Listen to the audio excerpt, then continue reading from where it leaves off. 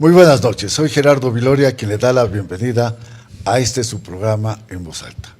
Hoy tenemos un invitado especial, al maestro Ernesto Rodríguez González, quien ha sido durante mucho tiempo mi amable colaborador en entrevistas.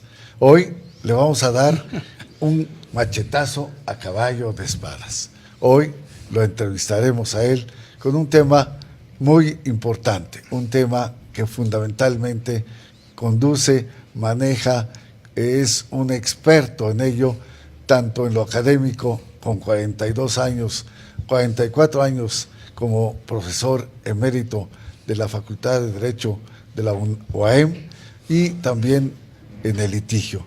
Este asunto, pues, sin duda será de alto interés y muy ampliamente bien desarrollado por mi muy querido amigo, el maestro Ernesto Rodríguez González, a quien esta noche le doy la más cordial bienvenida. Ernesto, buenas noches. Querido hermano, buenas noches. Encantado en saludarte. Es un gran privilegio para mí estar en Voz Alta con mi querido hermano Gerardo Viloria en un tema que vamos a tratar.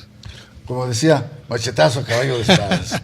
Y como siempre, tengo el privilegio de estar acompañado por mi muy queridísimo amigo don Rodolfo Camposeco Torres, el genio de informática, a quien así, aun cuando él no quiera que lo comente en este contexto, siempre lo referiré porque honor a quien honor merece. Rodolfo, muy buenas noches. Buenas noches, Gerardo. Rodolfo, buenas noches. Qué gusto me da verte en estas condiciones, porque dice bien Gerardo, machetazo a caballo de espadas. Vamos a preguntarle a Zapata al rato. Esta noche estaremos abordando un tema que lo hemos intitulado El derecho agrario como aportación de México al mundo. Ernesto, ¿qué me puedes decir primero, antes de entrar en esta materia?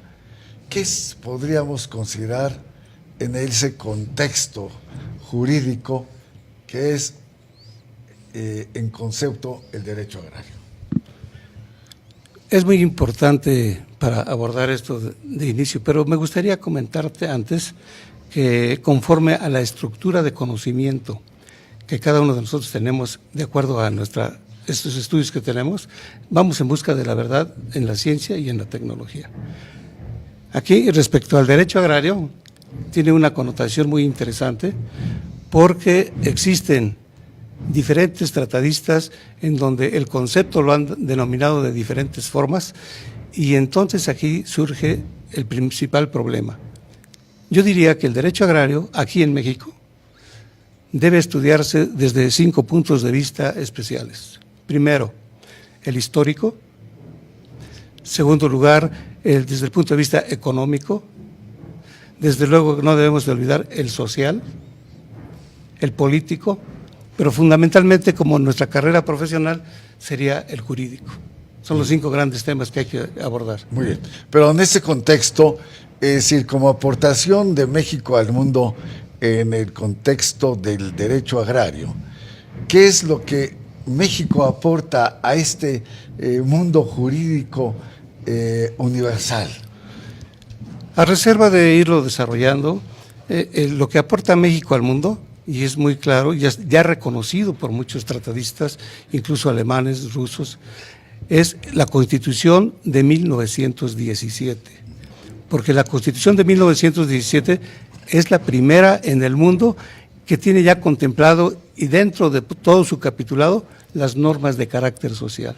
Y de ahí surge el derecho social. Y digo que es una aportación muy importante de México hacia el mundo porque desde el punto de vista de la historia del derecho, que nosotros tenemos los antecedentes del derecho romano, del derecho francés, del derecho alemán, aquí el derecho romano fundamentalmente, Justiniano empieza a hacer una división del derecho en derecho público y en derecho privado. Entonces esta es una aportación muy importante por parte de México en el sentido de que surge el derecho social ya conocido actualmente y que lo han recogido las constituciones de Alemania y de Rusia principalmente. Eso es. Derecho social en el contexto de que como tú bien señalas, está el derecho público, el derecho privado y la aportación de México es la conceptualización de una nueva visión jurídica que podría, si tú me permites y si estoy equivocado, menciónalo. Este derecho social surge en torno a que el concepto jurídico es dar a cada quien lo que le corresponde. Esa es una norma, un precepto jurídico casi universal. Universal en el aspecto de la justicia. De la justicia, ¿no? Pero aquí considerando que todos fueran iguales. Así es. ¿Sí? Y claro, inclusive hay un concepto que se puede considerar en ese entorno, que es la igualdad ante la ley. Así es. Pero cuando el legislador mexicano se da cuenta que no hay las fuerzas jurídicas que permita tratar al desigual en forma igual, es como surge el derecho social. Es decir, el Estado pretende suplantar las deficiencias de carácter económico o de carácter profesional, de conocimiento para los desiguales, es decir, fundamentalmente en el campo, como posteriormente fue también como una aportación de México al mundo, el derecho del trabajo, ¿no? Así es decir, no todos son iguales frente a la ley, porque hay una gran diferencia en ese momento entre los grandes terratenientes y el peón, que era el ente explotado. ¿Es así? Es correcta tu concepción, pero me gustaría precisarla en este sentido. Claro, por favor, en tú eres el invitado. Simplemente yo tan solo hago una referencia. No, la referencia es correcta, sí. Es correcta. Pero ¿por qué es una aportación del derecho social al mundo? Porque desde el punto de vista jerárquico de las normas, se empezaría por la Constitución Política de los Estados Unidos Mexicanos. Y después vendrían las leyes reglamentarias y las leyes secundarias, y es un sistema jurídico escrito, y en el sistema jurídico anglosajón, que es el de consuetudinario, también tiene su jerarquía. Entonces, de la mayor jerarquía es la ley constitucional, y la mínima, como ley, es el contrato. ¿Por qué? Porque el contrato que se hace entre partes son igualdad de las personas, existen derechos y obligaciones que van a pactar en el contrato. Entonces, en esa escala, la Constitución está en primer término. Si lo vemos desde ese punto de vista, entonces el derecho privado es entre personas, entre particulares, y crea derechos y obligaciones entre los particulares. Cuando se habla de derecho público, se refiere al Estado como soberano, con una posición por encima de la persona, del particular. Entonces, como soberano, en cierto momento, dicta sus normas que debe cumplir el gobernado. Y en este sentido, entonces aparece el derecho social, porque se va a defender no al gobernado, ni tampoco se va a una sociedad, sino se va a defender a un grupo determinado. Y ese grupo determinado, y la Constitución de 1917 lo determina claramente, son los campesinos y los trabajadores. Entonces son dos grupos definidos perfectamente, en donde va a existir lo que tú hablabas de justicia. Entonces hay una justicia conmutativa cuando son iguales, ¿sí? Y aquí ya surge la justicia distributiva, porque el Estado va a reforzar esa debilidad que tienen esos grupos para poner la balanza al mismo nivel y seguir su procedimiento adecuadamente, y por eso se habla de justicia social en ese sentido, y es así como surge el derecho social. Muy claro, magnífico. ¿Quieres preguntar algo, Rodolfo? Sí, va en relación a una frase histórica que dice: la tierra es de quien la cultiva o quien la trabaja, y cuando la rentan, no la está trabajando esta persona. Claro. Este es un antecedente histórico. Por eso yo mencioné que son antecedentes para conocer el derecho agrario: lo histórico, lo económico, lo social, lo político y lo jurídico, ¿sí? Esto es histórico. ¿Por qué? Porque desde la conquista de México, entonces existía entre los aztecas el calpulli. El calpulli, que era un grupo de familias que estaban dedicados al trabajo del campo principalmente, y entonces esa propiedad la tenían para transmitirla de padres a hijos. Entonces el calpulli es un buen elemento que se debe considerar, porque de ahí se tomó de alguna manera lo que es el ejido en México en su momento. Sería el oportuno. antecedente. Sería el antecedente como lo del ejido en México, porque el calpulli, las familias les daban en usufructo a sus familiares para que trabajarla, con la obligación de que la trabajaran cada ciclo escolar, agrícola, cada ciclo agrícola. Y cada ciclo agrícola, si lo dejaban de hacer de 2 años, perdían ese derecho al usufructo. Eso Entonces, no pasa actualmente. eso sucedió cuando se constituyó el ejido aquí en México, que lo vamos a ver más adelante. Se constituyó el ejido con esa característica, que era el usufructo del ejidatario en relación a la tierra, y que tenía que cultivarlo constantemente, y si lo dejaba de cultivar en 2 años, perdía ese derecho del usufructo que tenía el ejidatario. Pero ese es el antecedente. Luego viene la época, obviamente, colonial, en donde los españoles, fundamentalmente, o los grandes hombres con poderío económico, vienen despojando porque no adquirieron la tierra en una compraventa.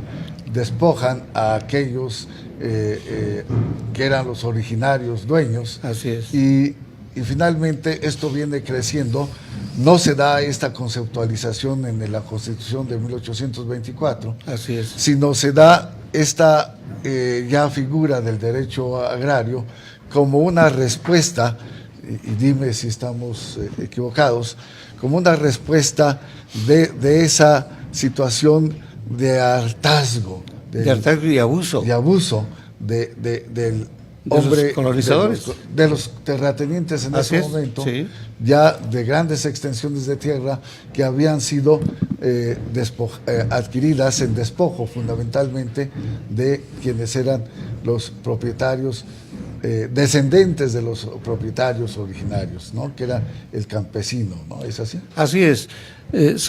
Principalmente se manejaba a los pueblos indígenas, y los pueblos indígenas se les reconoció su posesión que tenían y su propiedad, pero con los abusos que se hicieron con las encomiendas y otro tipo de instituciones que existieron, entonces sí se apoderaron de grandes cantidades de terreno, unas superficies muy grandes.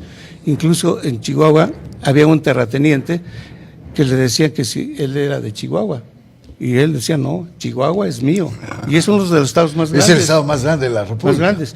Y le preguntaban esto y dice, no, Chihuahua es mío, porque tenían grandes extensiones. Y es el latifundismo que fue creándose a través de ese abuso de los terratenientes. Y principalmente la iglesia, o sea, el clero, fundamentalmente, empezó a acaparar tierras también. Y al acaparar esas tierras, entonces se llamaron tierras en manos muertas, porque no había quien las trabajara. En ese sentido, las tierras, entonces viene la ley de 1857, que es la ley del deslinde de esos tipos de tierras. Nada más que son las compañías deslindadoras las que se apoderan, porque llevaban un porcentaje muy importante al deslindar las tierras. O sea, medían las tierras y se quedaban con un 20-25%. Entonces eso fue acrecentando el poder terrateniente y los grandes latifundios. Bien, ahora, en este contexto, como preguntaba Rodolfo, la frase de Zapata en un reclamo fue: la tierra es de quien la trabaja, ¿no? Es decir, en un anhelo que el constituyente plasmara esa inquietud, ese anhelo, ese deseo, esa, podríamos decir, esa garantía en ese momento, porque en México era un México rural, no como ahora que es en gran mayoría su población es urbana. Bueno. Entonces, eso era lo que finalmente, ese anhelo lo lleva el constituyente de 1917 a plasmarlo en la Carta Magna. Así es. Pero debemos recordar también que ese fue un movimiento revolucionario. Y esa revolución precisamente fue en razón de la carencia de los campesinos en tener tierras. Y como había esa carencia, entonces surge la ley de 6 de enero de 1915. Y antes los precursores de la reforma agraria, Luis Cabrera y Andrés Molina Enríquez, que detectan perfectamente cuál es el problema del país en relación a la tenencia de la tierra. Antes de la Constitución del 17. Antes de la Constitución del 17, son los antecedentes. En ese sentido, con esos antecedentes, entonces ya la ley de 6 de enero de 1915 ya habla del ejido. El ejido en el sentido no como lo conocemos actualmente, sino en el sentido de que se debe dotar de terrenos a los campesinos que carecen de ellos y que no tienen trabajo. Ese fue el movimiento revolucionario. Había muchos campesinos que no tenían trabajo, que no tenían para comer, que no Porque si tenían para tenían vivir. trabajo estaban en las haciendas. Es decir, Los estaban explotando. Exactamente. Los estaban explotando. Y ante esa explotación de los campesinos, entonces se les tendría que dar una dotación. Y desde el punto de vista revolucionario, entonces, esas ideas las tiene ya la Constitución de 1917. Y la Constitución de 1917 ya tiene la visión para que se le den dotaciones de terrenos a los campesinos necesitados, y ahí surge el ejido.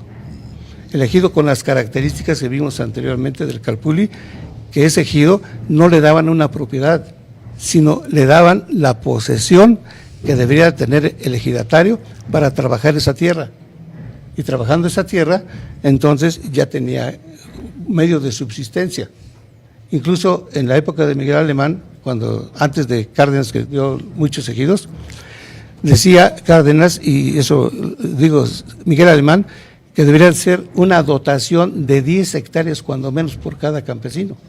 Para que tuviera los medios suficientes para subsistir él y su familia. Eso es. Entonces, son ideales muy importantes, pero realmente no se han cumplido en ese sentido, porque ya han cambiado. Vemos lo del ejido, que es antes de 1992, en donde daban el usufructo únicamente para el campesino, con la obligación de cultivarlo, y si dejaba de cultivarlo 2 años perdía ese derecho. Lo que señala... Así es. Pero en ese tiempo, desde la conquista hasta después de la Revolución y antes de constituirse la Constitución de 1917, se les daba ese ejido para que lo cultivaran, ¿sí? Y si lo dejaban de cultivar perdían ese derecho. Pero había autoridades de carácter administrativo desde el punto de vista agrario. Ahí empezó lo importante del derecho agrario. Y la máxima autoridad agraria es el presidente de la República. Y la autoridad mínima era el comisariado ejidal. Como comisariado ejidal tenía autoridad, pero ya los cambios actualmente ya no son así. Ya no es la autoridad principal el presidente de la República ni el comisariado ejidal, es el que es autoridad. Eso es. El presidente de la República actualmente ya no es autoridad agraria, y el comisario ejidal es un órgano representativo de los ejidatarios. Ya no tiene autoridad como anteriormente era. ¿Querías comentar algo, Rolf? Sí, en relación a la donación. ¿La donación existe en el derecho agrario? Y te voy a hacer un comentario. Porque hace rato salió por ahí un tema relacionado con la iglesia. Es prehistórico, pero existe una iglesia reciente en Padre de Sufrir que ellos reciben donativos en especie, ¿no? Porque si te vas a morir, no te vas a llevar nada al cielo, lo vas a dejar aquí y déjalo aquí a beneficio de los hermanos. Sí, pero no es donación, ¿no? No, en materia agraria no hay donación. ¿No hay donación? No hay donación, y menos para la iglesia, ¿sí?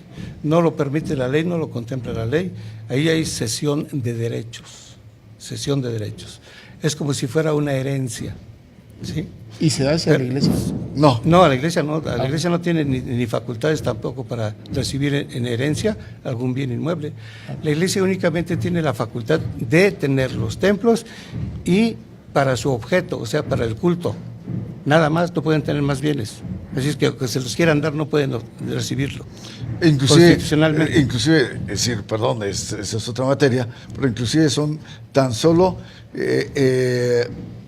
llamémoslo así, en el entorno de los bienes inmuebles, los que deben tener a su cuidado. A su cuidado, sí, son bienes nacionales. Sí, son bienes nacionales porque no tienen ni siquiera el mínimo, la mínima oportunidad ni de usufructo, sino claro, son a su cuidado. No es ningún derecho de propiedad. Así es. Bien.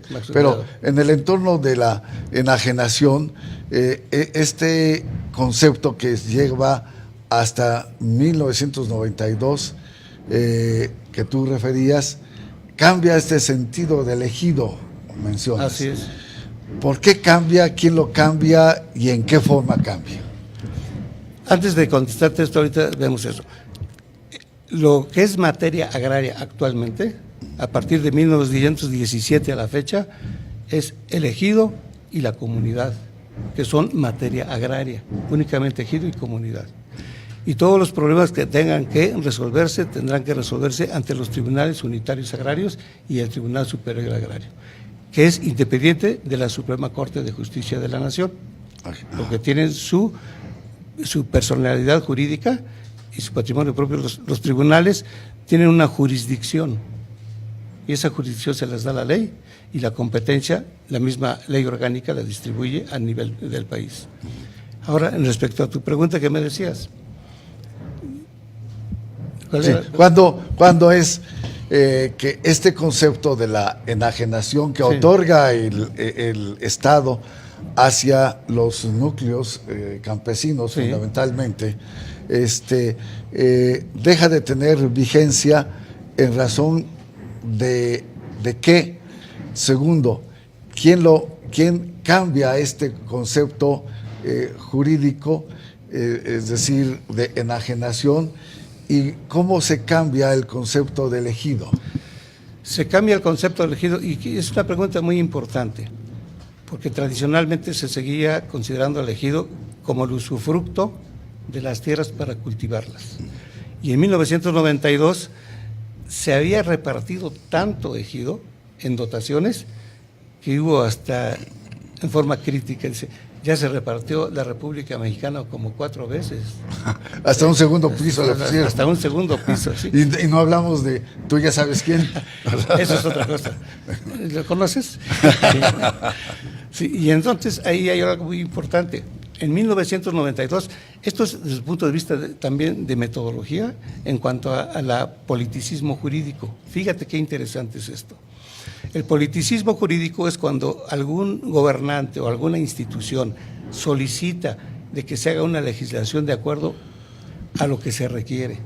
Y aquí Salinas de Gortari fue el que hizo esa solicitud, que se cambiara la Ley Federal de Reforma Agraria por la Ley Agraria, con el objeto de terminar con el ejido como usufructo, y ya el ejido ya fuera una propiedad reconocida constitucionalmente como se reconoce en la fracción 7ª del 27 constitucional, con personalidad jurídica y patrimonio propio, ya se reconocen así. Pero independientemente de ello, entonces la figura la están cambiando. ¿Por qué?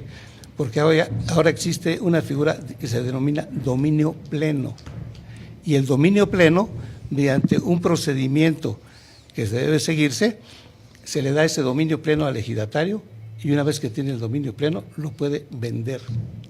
Es decir, aquella tierra que tenía para subsistir, así es. ¿sí? Se cambia ese concepto en razón de que esa tierra ya no le da la oportunidad de sostener a su familia. Así y entonces, en ese entonces presidente Carlos Salinas, como tú señalas, le da la oportunidad de que con ese dominio pleno pueda vender su tierra que tenía en usufructo. Así es. Pero dice, nadie escarmienta en carne propia, ¿verdad? O en cabeza ajena. Nadie escarmienta en cabeza ajena, sino cuando es en carne propia es cuando tiene que buscar el remedio. Y es lo que le pasó a Salinas de Gortari, porque él tenía un proyecto de un club de golf en Cuernavaca, y entonces en Aguatepec los de Aguatepec, los del Comisariado Comunal de Aguatepec, les vendieron los terrenos. Y una vez que empezaron a hacer ya su club, los invadieron porque dicen, esto es comunal, y no se lo llevan. Y no lo pudieron quitar. Por eso fue la ley agraria que da el dominio pleno, para el efecto de que cuando se requiera, ya con el dominio pleno, se pueda vender la tierra y ya no puedan pedirla los comuneros o los ejidatarios diciendo que tienen algún derecho. Entonces, son situaciones de carácter jurídico, pero muy importantes. Y ella cambia. O sea, el interés del entonces presidente o su familia era, al cambiar la ley, fundamentalmente hacerse de X propiedades para que, pudieran ellos usufructar. Depende cómo lo pueda uno ver. Puede ser eso y también puede ser evitar los abusos por parte de los ejidatarios y comuneros, amparándose en el derecho que tienen como ejidatarios y comuneros y transgredir algunas normas de carácter jurídico. Eso es. Como en el caso en que existen expropiaciones y se pone un grupo de personas, ejidatarios, exigiendo que se les pague la indemnización y paran las obras que se pueden realizar. Y eso es un sufrimiento común actualmente que se tiene y es lo que debe de conocerse desde el punto de vista agrario para resolver los problemas legalmente. Eso es. Rodolfo. Algo está sucediendo en la Marquesa, ¿no? Así es. En la Marquesa y en todo lo de las construcciones de carreteras y avances que tienen que hacerse, en donde protestan y no dejan trabajar en las obras que deben realizarse. Cuando es una obra que tiene que realizarse en bien de la nación o de la mayoría de la población, entonces está por encima de los propios intereses de los ejidos o de los comuneros.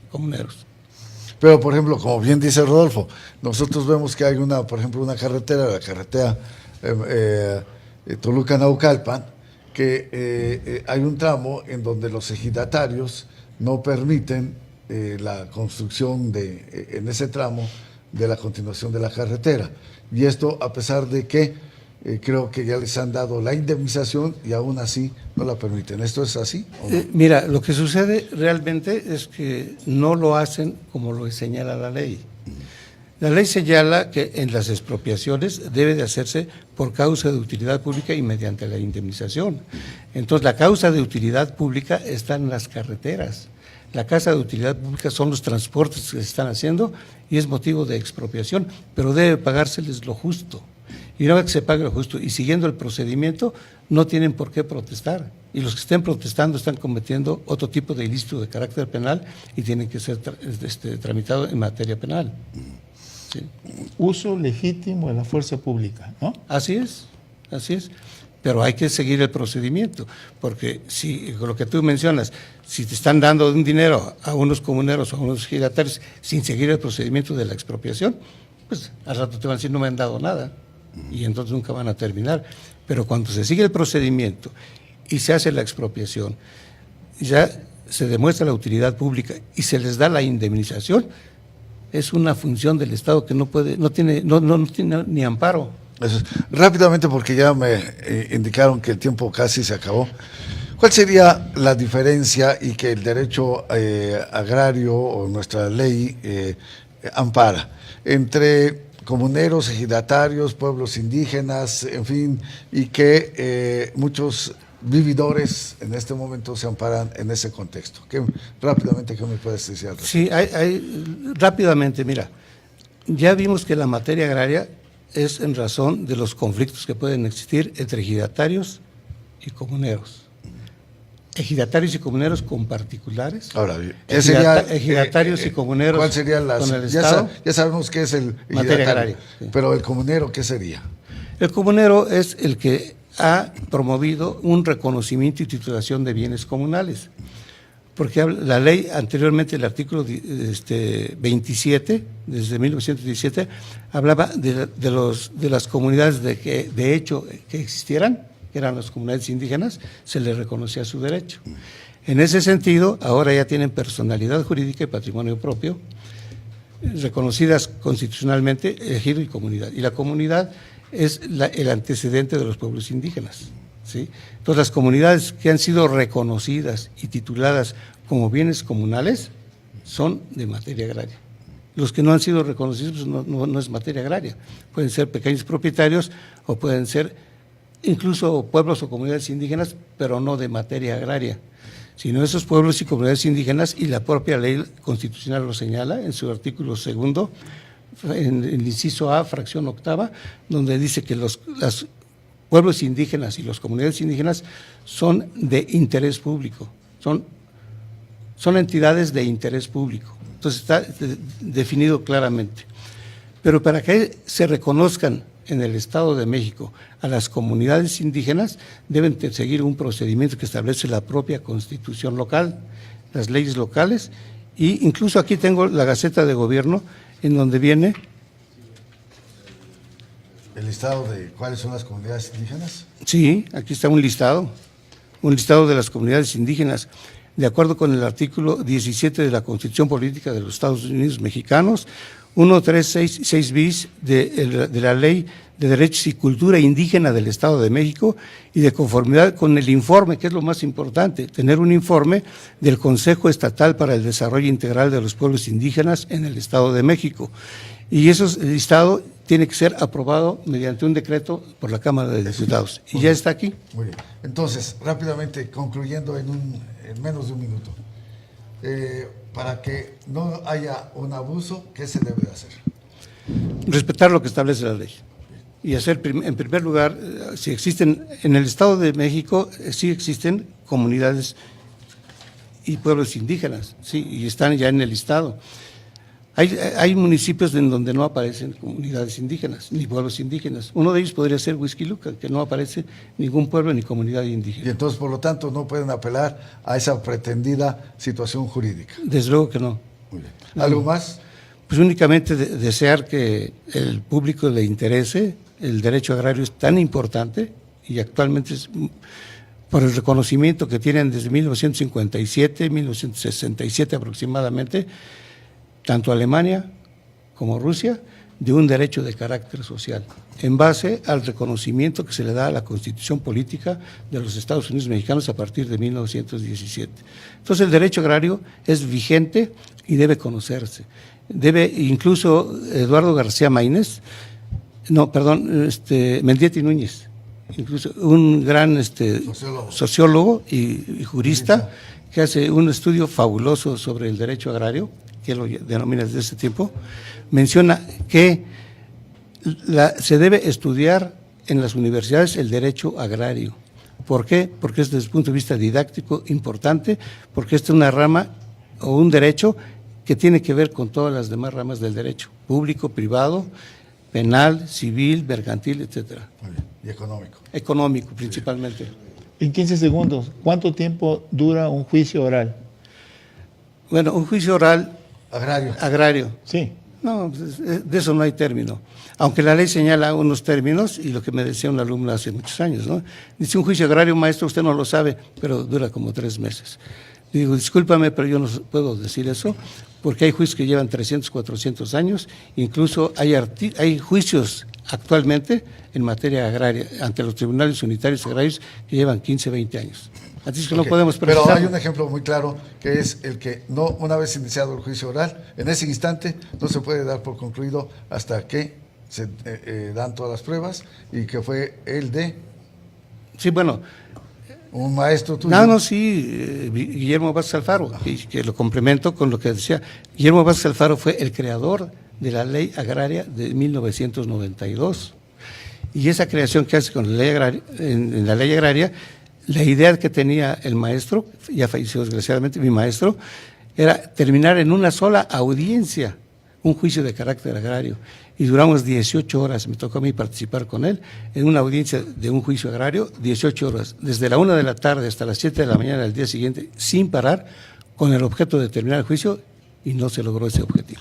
Pues qué lástima, pero qué bueno que nos das tanta luz. Muchísimas gracias, mi querido maestro Ernesto Rodríguez González, maestro emérito de la facultad. Muchísimas gracias por haber estado esta noche, como siempre, pero ahora en calidad de entrevistado en Voz Alta. Gracias. Gracias. Yo agradezco mucho también la atención del público, y decirles que estos 30 minutos fueron insuficientes, porque el derecho agrario es muy amplio. Muchísimas gracias. Y gracias. Rudolf, muchísimas gracias una vez más por haber estado acompañándome en esta conducción. Te lo aprecio muchísimo. Igualmente, señor. Y a ustedes, su amigo Gerardo Viloria les agradece, como televidentes, la oportunidad de visualizarnos.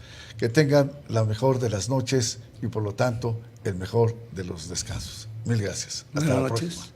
¿Tu presidente municipal ha cumplido con lo que te prometió? ¿Volverías a votar por él? ¿Te dan litros de a litro en las gasolineras? ¿No? ¿No tienes alumbrado público en tu colonia, en tu comunidad? Cuando necesitas apoyo de la policía, ¿no acude o nunca llegan a tiempo? Cuando has ido a buscar a tu presidente municipal, ¿te atiende o nunca está? ¿En tu clínica de salud no hay medicamentos y te piden que los compres por fuera? ¿Las instalaciones de tu universidad no son dignas? ¿No? ¿Algún funcionario te ha pedido moche? ¿Conoces a tu diputado o nunca lo has visto? ¿No hay seguridad en la escuela de tus hijos? ¿Cuántas veces te han asaltado en los camiones y la policía nunca llega? ¿El agua que sale de tus llaves está contaminada? ¿Has visto avances significativos en tu colonia o aún hay calles llenas de baches, sin pavimentar o sin alumbrado? ¡Qué poca madre! ¡Qué poca madre! ¡Qué poca madre! ¡Qué poca madre! ¡Qué poca madre! ¡Qué poca madre! ¡Qué poca madre! ¡Qué poca madre! ¡Qué poca madre! ¡Qué poca madre! ¡Qué poca madre! ¡Qué poca madre! ¡Qué poca madre! Tú puedes cambiar tu realidad. De lunes a viernes a la 1 y a las 7 de la tarde por A-Stream. Denuncia. Denuncia. Denuncia. Denuncia. Denuncia. ¡Denuncia! Denuncia.